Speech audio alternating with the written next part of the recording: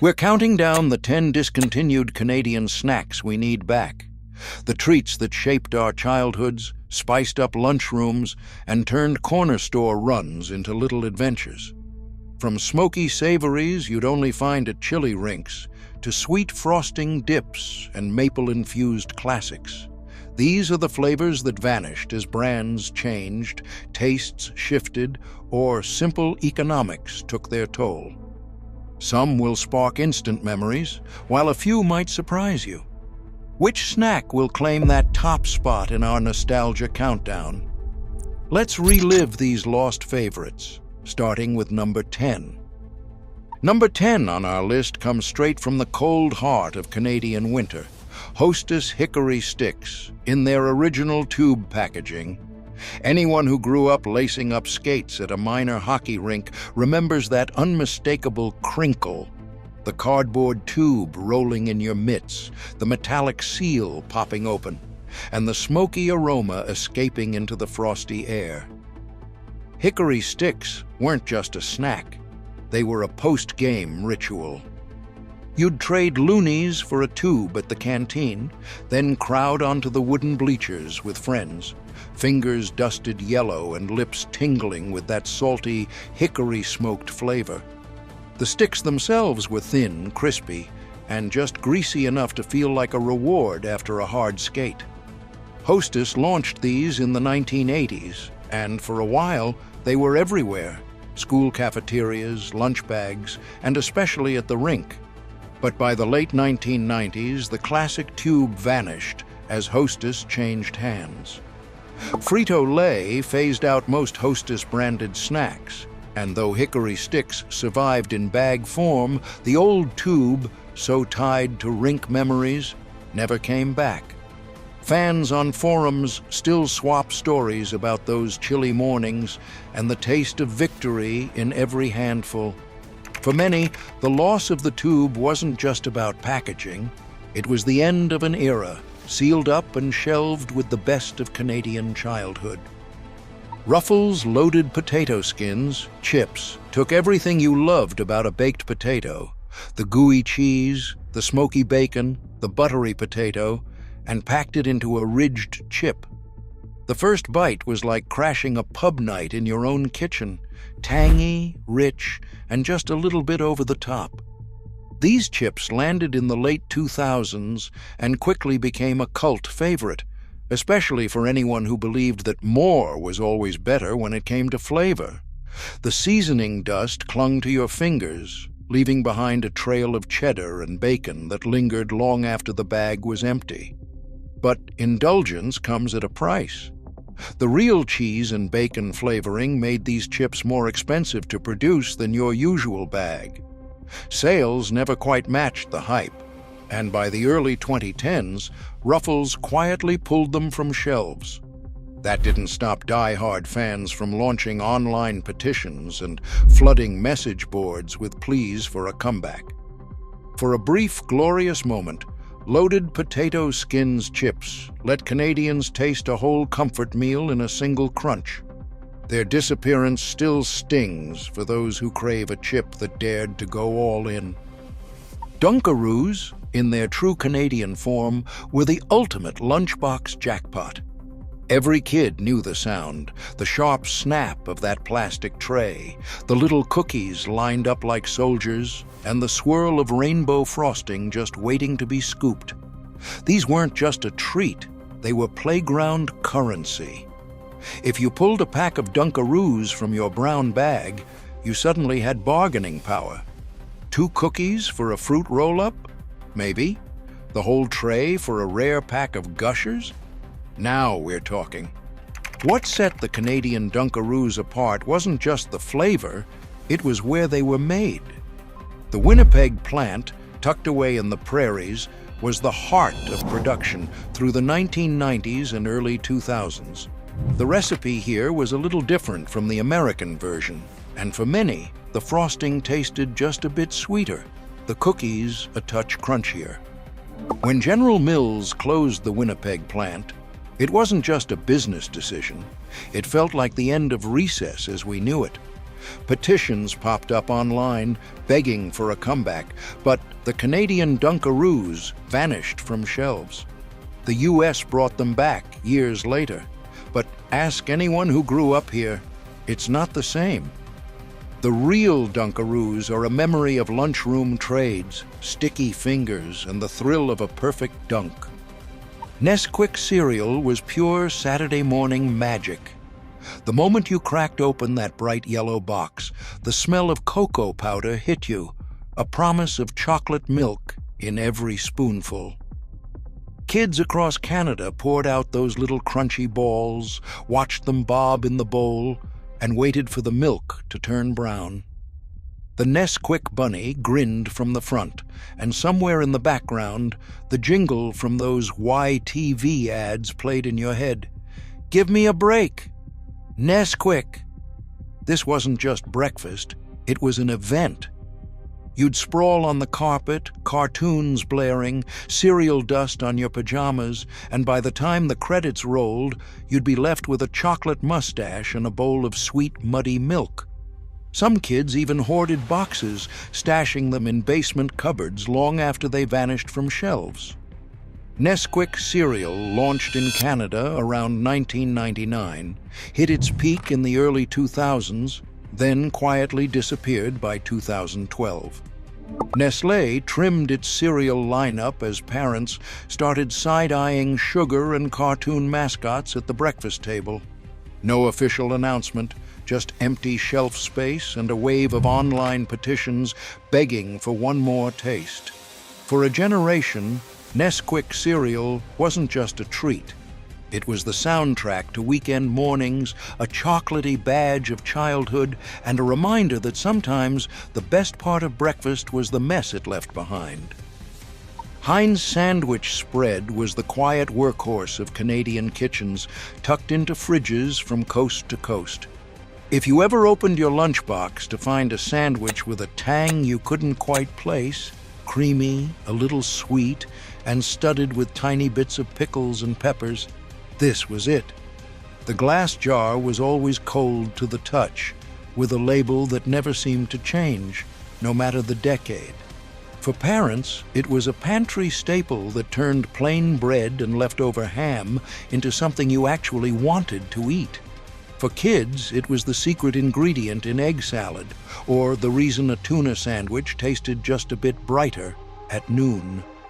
Canadian production of Heinz sandwich spread began in the mid-20th century and carried on for generations.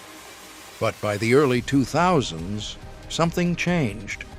Heinz quietly halted Canadian manufacturing, citing shifting lunch habits and declining demand. Suddenly, the familiar jars vanished from grocery shelves, and only specialty import shops carried the spread, at a price that made it more of a nostalgic splurge than a weekly staple. You might spot it now and then, with a UK or Dutch label, but the taste never lands quite the same. Fans still trade stories online about the clink of the glass jar in a lunchbox, or the way the spread made bologna taste like a treat. Some even go to great lengths, paying import markups just to relive that tangy, creamy bite. When a household staple like this disappears, it's more than just a sandwich spread. It's a piece of the everyday, quietly erased from the Canadian table. Yoplait tubes were the snack that turned yogurt into an event. The first time you tore into one of those neon tubes, bright pink, electric blue, or wild purple, it felt like a science experiment in your lunchbox. No spoon, no bowl, just a quick twist and a slurp straight from the plastic. Kids in the 1990s and early 2000s mastered the art of squeezing every last drop, sometimes racing to see who could finish theirs first at the lunch table.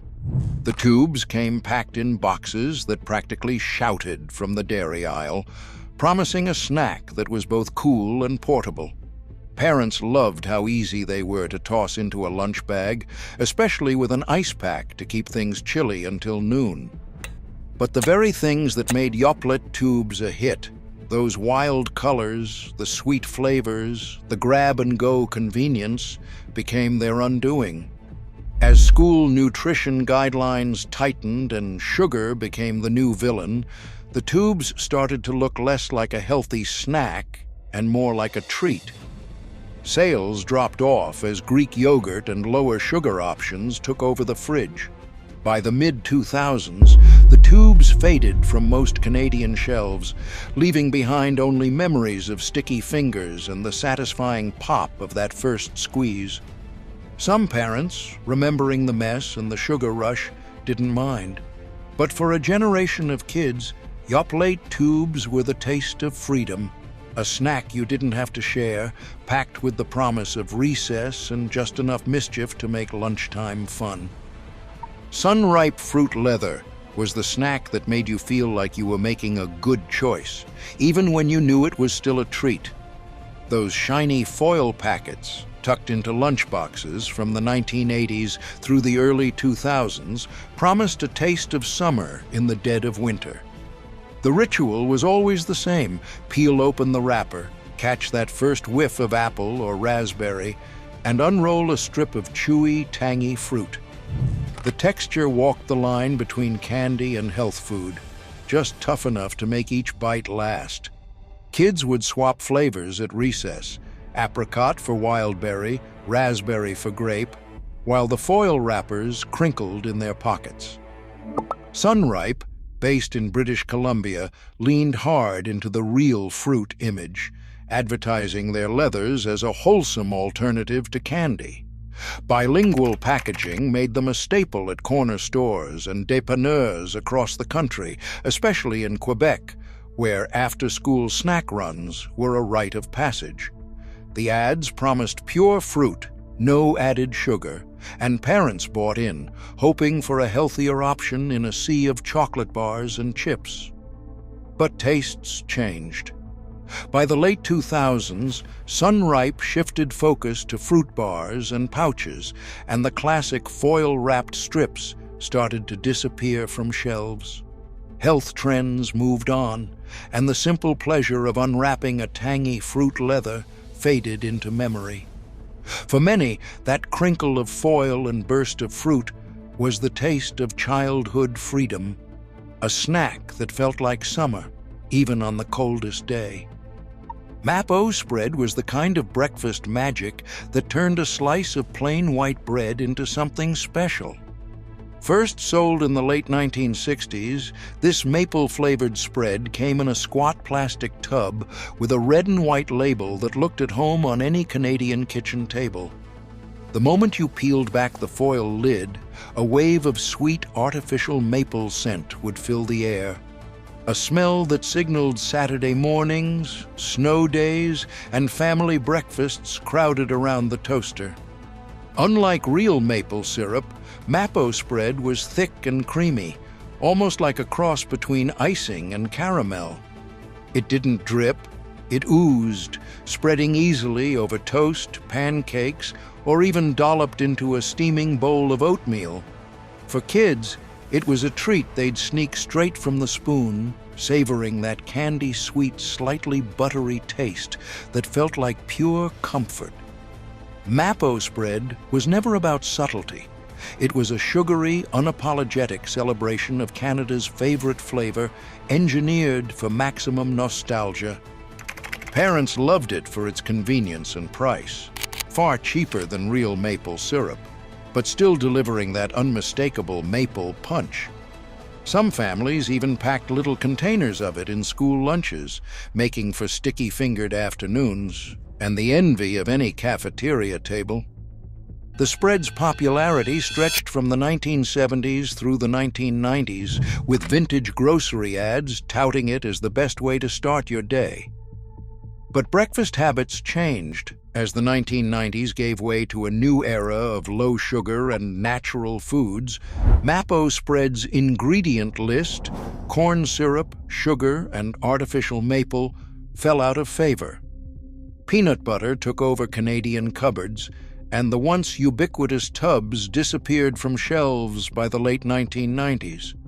For a while, diehards could spot a jar in a specialty store or rural grocer, but by the early 2000s, Mapo spread was gone. Still, for those who grew up with it, the memory of that maple aroma lingers, a scent that calls back to cozy kitchens, simple pleasures, and the golden age of Canadian breakfasts. Black Diamond flavored string cheese turned snack time into a playground. Before the plain cheese stick became the standard, the 1990s and early 2000s brought a rainbow of flavors: pizza, jalapeno, even nacho, each one wrapped in a peel-apart tube that begged to be twisted, braided, or stretched as far as your hands could reach. School cafeterias buzzed with stretch contests, daring friends to see whose cheese string could survive the longest pull without snapping. Some kids would trade their spicy sticks for milder ones, while others doubled down, daring a bite of jalapeno just to prove they could handle the heat. The packaging was half the fun: bright, cartoonish, and impossible to ignore in a lunch bag. Tearing it open released a whiff that was more pizzeria than dairy aisle, and for a moment, lunch felt like a secret experiment.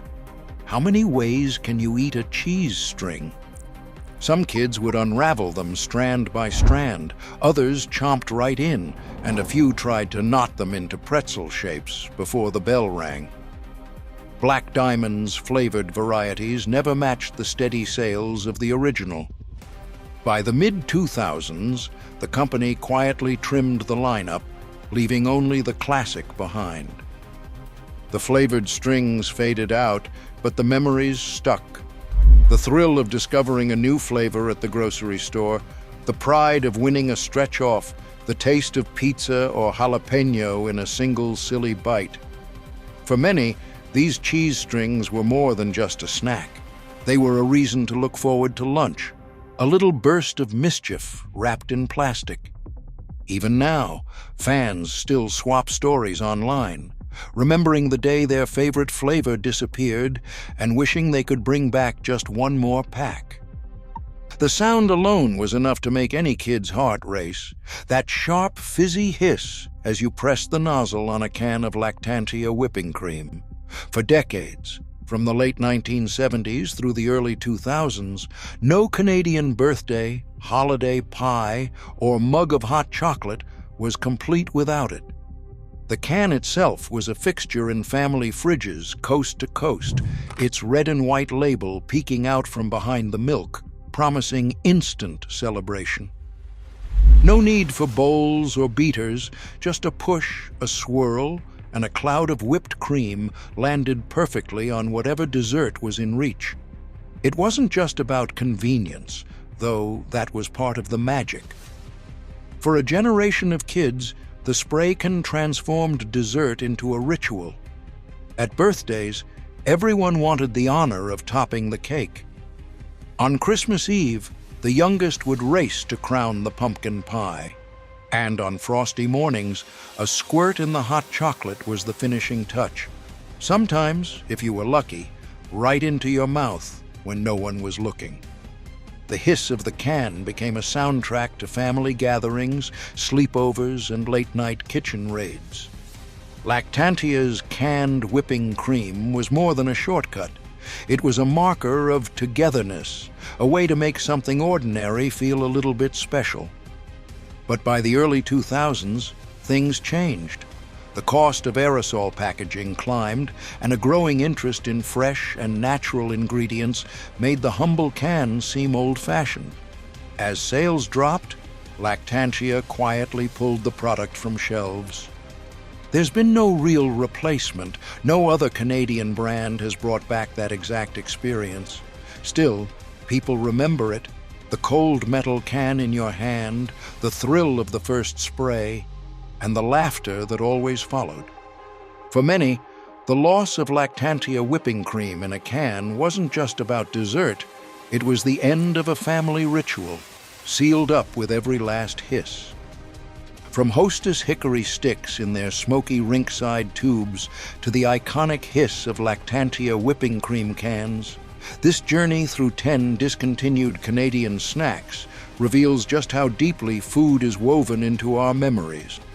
The most surprising entries, like pizza-flavored string cheese or the sweet nostalgia of Mapo spread, remind us that snack innovation often walked the line between playful and peculiar. Across the list, one pattern stands out. These snacks disappeared not just because of changing tastes, but due to mergers, shifting health trends, or the end of regional production. Each snack earned its place for sparking a strong emotional response, defining moments from school lunches to family breakfasts. Ultimately, these vanished treats show that Canadian snacks weren't just about flavor. They captured the rituals, seasons, and joyful simplicity of growing up here. What we really crave isn't just the taste, but the memories they carry. A reminder that every wrapper, every crinkle, was a little piece of home.